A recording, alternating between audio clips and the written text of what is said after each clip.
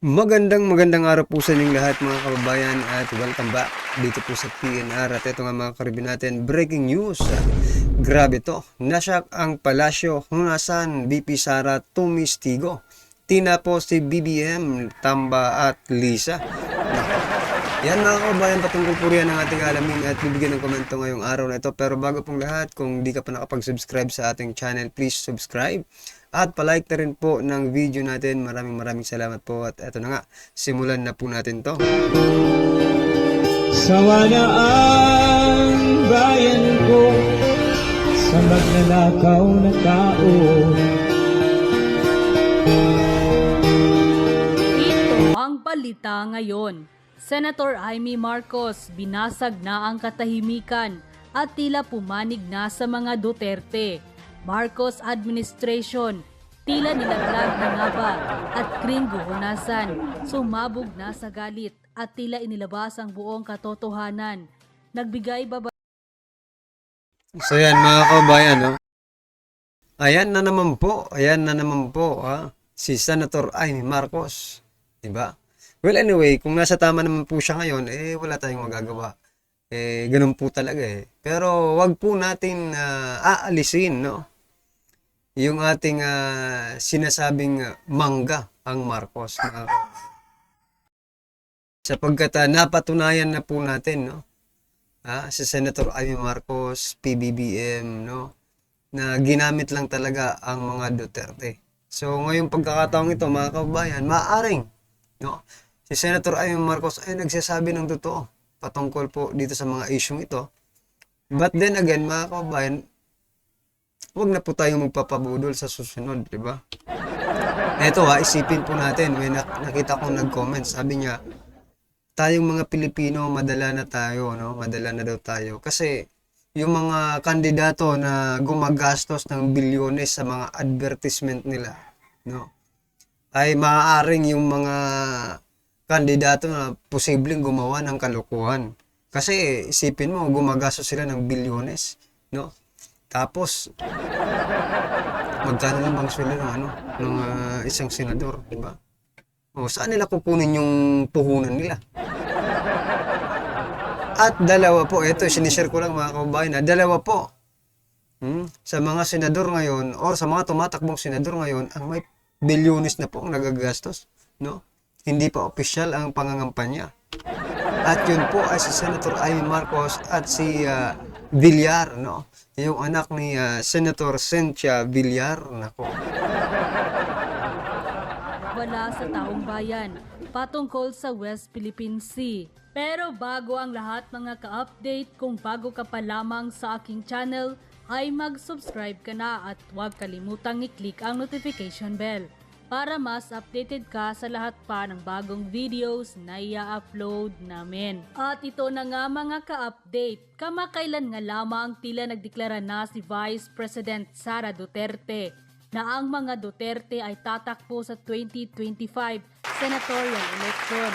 At gayon din si Mayor Baste Duterte ng Davao na tatakbo di umano bilang presidente sa 2028 national election. At kasali na nga dito si dating Pangulong Rodrigo Rua Duterte at si Pulong Duterte na tatakbo bilang senador. Kaya Nako, mga kababayan, yan, pabor po ba kayo? Na tumakbo po itong apat na ito sa national position. Nako, ako mga kababayan, pabor po tayo dyan, di ba? Kesa naman po sa mga tulad ng ganitong mga nakaupo ngayon, di ba? Na walang ginawa, kung di sarili lang nila ang isip nila. O, edi dito na tayo sa may pagbabago, pag-unlad, malasakit sa taong bayan, sa mga ordinaryong Pilipino. Dito na po tayo sa may mga malasakit, no? At may thinking ng future. Hindi yung ngayon lang ang iniisip nila, kundi yung future ng ating mga anak, apo, kapo-apuhan, di ba? Yun yung iniisip ni dating Pangulong Duterte. Di ba? Yung future. Ako talaga. Approve. Ewan ko lang sa inyo mga kababayan, pero para sa akin, approve kung totoo man ito Tatanong tuloy ng taong bayan, kanino kaya papanig si Senator Amy Marcos pagdating nga sa susunod na eleksyon? Dahil alam naman natin kamakailan kung gaano tila kabukal ang pagsuporta ni Senator Amy Marcos sa mga Duterte. Ngayon lalong-lalo na kay Vice President Sara Duterte. Dahil pansin ng taong bayan, tila alam ni Senator Amy Marcos kung ano ang totoong nangyayari ngayon sa Pilipinas at sa loob ng Malacanang. So, alam niya nga, hindi na natin maikakailayan na alam ni Senator Amy Marcos kung anong nangyayari. But then again, mga kabayan, ano ang ginawa niya? Pinagsabihan niya ba? Pinagsabihan niya siguro, but matigas na talaga ulo eh. Hindi nakikinig sa ate. No? Pero wag po natin, yun nga po yung sinasabi ko, wag po natin naalisin na yung kasabihang blood is thicker than water, mga kababayan, ha? Huwag na po tayo magpapabudol. Ako naman talaga, nakita na po natin yan. Sumama sa mga kung anong mga event. At the end of the day, no? Doon pa rin yan uuwi sa kanila. Doon pa rin po yan kakampi. Ha? Sa kanyang kapatid, mga kababayan. Kahit anong mangyari. At dahil maagang tila pagdedeklara ng mga Duterte, ay sigurado di umanong hindi na magkamayaw ang mga taong tumatrabaho para siraan si Vice President Sara Duterte at ang pamilyang Duterte. Kaya isang malaking katanungan, sino kaya ang pipiliin o sosuportahan ni Senator Amy Marcos sa susunod na eleksyon? Ang mga Duterte ba na may malaking tulong sa kanila para maibalik ang kanilang pangalan sa Malacanang? O patutunayan niya ang kasabihang, blood is thicker than water? Susuportahan ba niya ang kanyang pamilya? Kaya naman tila hati ang naging reaksyon ng taong bayan. At ayon pa nga sa kanila, dito natin makikita kung gaano katotoo ang sinasabi ni Senator Amy Marcos na susuportahan niya si Sara Duterte hanggang sa huli. Nako, gumit na siya sa dalawang ilog. Mahirap magdesisyon kasi iba pa rin ang pamilya. Pero pwede rin naman maging pamilya ang hindi kadugo, lalo na kung may malalim kayong pinagsamahan. Si Senator Amy Marcos lang talaga ang makakapagsabi pagdating ng panahon, lalo na sa eleksyon. Nako, sino kaya ang susuportahan ni Senator Amy Marcos sa eleksyon? Gayong tatakbo rin ang mga Duterte, lalo na sa 2028 presidential election. Tiyak na mahihirapan si Senator Amy Marcos. Pero alam naman natin kung gaano pinahahalagahan ni Senator Amy Marcos ang mga Duterte. Senator Amy, baka katulad rin niya ng kanyang kapatid. Mag-iiba na naman ang landas. Siyempre, sa kanyang pamilya siya papanig dahil kapatid niya yon. End quote. Samantala sa iba pang balita, dating senator na si Gringo Honasan, tila sumabog na sa galit at inilabas ang buong katotohanan. Nagbigay ng babala sa taong bayan patungkol sa West Philippine Sea. Gusto kong magbigay ng reaksyon sa pahayag ni dating Senator Gringo Honasan tungkol sa napipintong giyera dito sa ating bansa dahil sa kaguruhan sa West Philippine Sea. Okay, si Senator Honasan, ex-Senator Honasan, in-interview siya ng 1PH at na-shock ako, medyo na yung kanyang suggestion. Nako, related ito sa, di ba, may isang general na tumawag kay Fair Lady Marlica na sinasabi na ang giyera na pipinto na kailan nating maghanda. Ako naman kahapon, isa ring general, senior, mas nauna sa akin, kaibigan ko siya, sabi niya, Johnny, maghanda na tayo dahil napapalapit na ang giyera. So ito, isang PMAyer, class 71, classmate ni Senator Lacson, sabi niya, let's prepare for what? So talagang patindi na ang panawagan na mag-prepare tayo kasi napipintong ang giyera dahil sa foreign policy ng gobyerno natin yan. Kaya pakinggan natin sandali si Senator Honasan. Could you tell us more about paramilitary group that you're trying to establish? Paano po ba ito makakatulong sa issue po natin sa West Philippine Sea? One word, Angela, no? Diego, ha? Mobilize, prepare.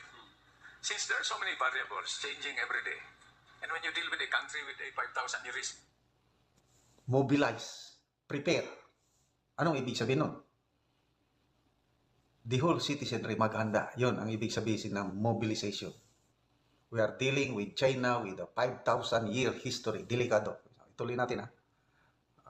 Lakasan ko lang ang konti. you better be careful.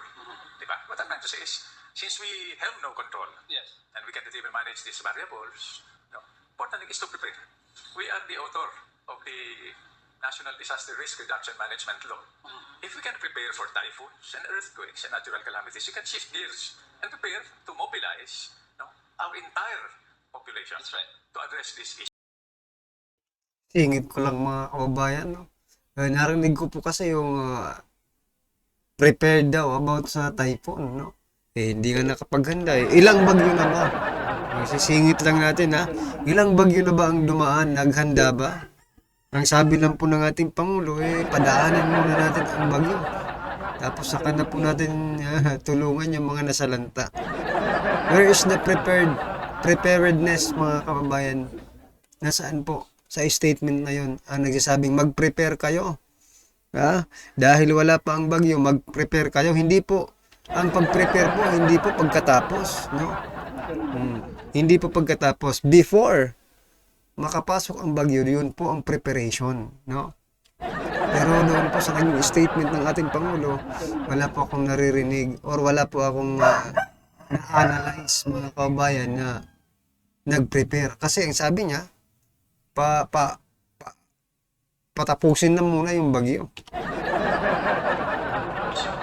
Minsan tinatanong ako, no? I can speak naman eh. Opo. Colonel, former senator, former secretary. Does the Philippines have an army to confront a threat like what we are facing now? No? I said the Philippines does not have an army because the Philippines is an army. That's right. That's the point in mobilization. But we have to start with a plan. I'm sure government has a plan. The security sector has a plan. Ang gusto lang natin, isama naman ninyo sa plano, kami. Or the population. National security, all our array of problems. Everybody's concerned. Yeah. Such a blessed and beautiful country. Cannot lose this country by default. That's right. That's right. We'd also like to know now, kasi of course recently yung messaging of this current administration on how to handle the West Philippine Sea. You had Executive Secretary Persimin say this was an accident, and you had Secretary Gubo Chodoro sa DND, mas aggressive siya on his stance. Parang meron disconnect po in terms of how they are behaving. Parang nangyayari po kasi, mga kababayan, may kanya-kanya po silang pagdesisyon. Hindi po sila coordinated, kung baga. Ang isa ito ang sasabihin, ang isa naman ito ang sasabihin. Ano ba talaga? Dapat isa lang po ang sasabihin ninyo pag humaharap kayo sa taong bayan. Isa lang po, no? Para hindi nalilito ang taong bayan. No? At ang dapat nga pong nagsasalita niyan ay ang presidente. Para paniwalaan po ng lahat ng tao dahil galing po sa ating presidente. Pero ang problema, eto. Ang problema kasi, mga kababayan, sa ating presidente, marami na po siyang pinangako na hindi niya naman tinutupad. That's why, isa rin po na magiging problema nila kung papaano nila paniniwalain ang taong bayan kung ganyan ang record nila. Diba? Dapat kasi nung una pa lang, ito, opinion lang natin ito, ha? Dapat kasi nung una pa lang, mga kababayan, no, tinupad na nila yung kanilang mga pangako para mag-engage ng trust, no? Makakuha sila ng pagtitiwala sa taong bayan. Kasi sa una pa na, nawala, natunaw agad yung pagtitiwala, mga kababayan.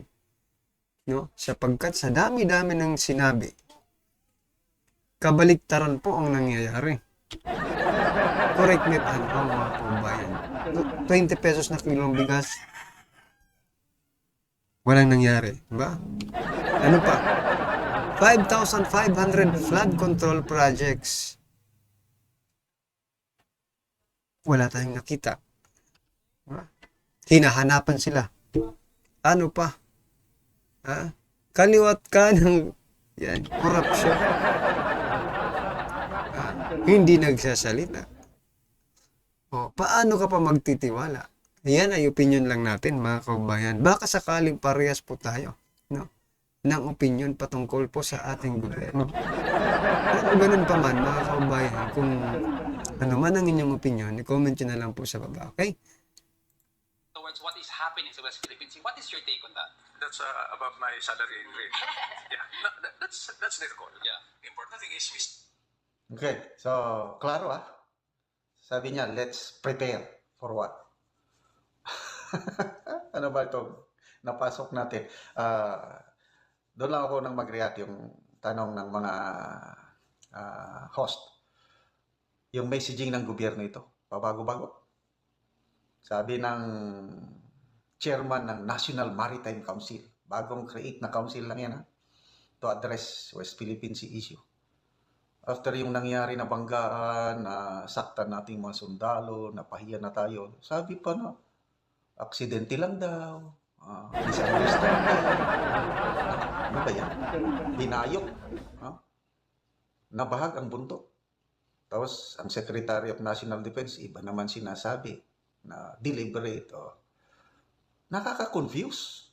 Mabuti, nagsalita na ang ating matapang na Pangulo. Tapang Sabi niya, it's a illegal use of force and we must do more than protest. Yun. Wala na daw. Tama na yung kapoprotest. We should do more than that. I don't know kung ano yung gagawin niya. So, baka Mga kababayan, pag sinabi mong we will do more than protest, no? So meaning, there is something. May plano po sila na something bigger, no? Than pagprotesta ng protesta. Kasi wala naman daw nangyayari pag mag-protest ka, mga kababayan. Or, maybe, no? More than protest, just to confront, no? China. By, anong tawag yan? May tawag dyan eh. Limutan ko lang. Teka lang. But anyway, ang gusto ko lang i-point out, mag-usap. Mag-usap yung China at Pilipinas, no, to resolve the problem. Di ba? Kasi sa panahon naman ni PRRD, wala namang ganyan. Walang harassment, no? Bakit hindi nyo nalang gayahin? Nahihiya ba kayo? Nahihiya ba kayo na gayahin na lang yung ginawa ni former PRRD? No? Walang gulo. Nakakapangisda kayo. Well, anyway, mga karibin natin, ano man po ang inyong reaksyon, opinion patungkol po sa video ito, i-comment lang po sa baba. Para at least alam po natin mga kabayan ang inyong opinion. Maraming salamat po. Sawa na ang bayan ko sa magnanakaw na tao.